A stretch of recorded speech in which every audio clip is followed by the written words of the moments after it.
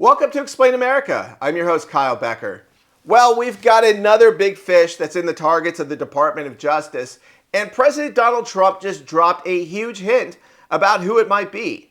But before we get into this, please like, share, and comment at Explain America. Join us. We appreciate your support for common sense journalism. Now, President Trump is not subtle. If you are someone he has set his sights on, he is going to let you know ahead of time.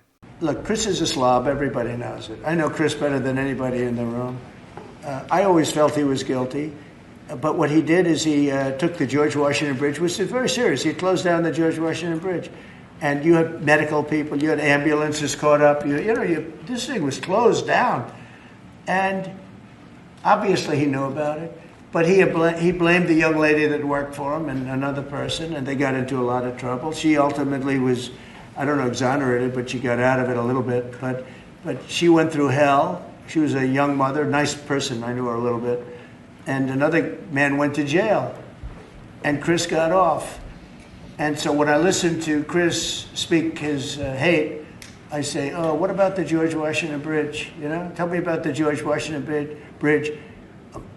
He blamed other people, but he knew all about it. So no, I don't know if they want to look at it. It's not for me. If they want to look at it, they can. You could ask Pam. I think we have other things to do, but I always thought he got away with murder. But Donald Trump, he has one specifically for this New Jersey governor. It gives us an idea why he might be the next to be targeted by the Department of Justice or to be raided even by the FBI. We'll see what happens, but this is what he had to say. I just watched sloppy Chris Christie be interviewed on a ratings-challenged news show. This week with George Slopadopoulos on ABC Fake News. By the way, what the hell happened to Jonathan Karl's hair? He looks absolutely terrible. It's amazing what bad ratings on a failed television show that was forced to pay me $16 million can do to one's appearance. He continues, can anyone believe anything that Sloppy Chris says? Do you remember the way he lied about the dangerous and deadly closure of the George Washington Bridge in order to stay out of prison? At the same time, sacrificing people who worked for him, including a young mother who spent years trying to fight off the vicious charges against her. Chris refused to take responsibility for these criminal acts.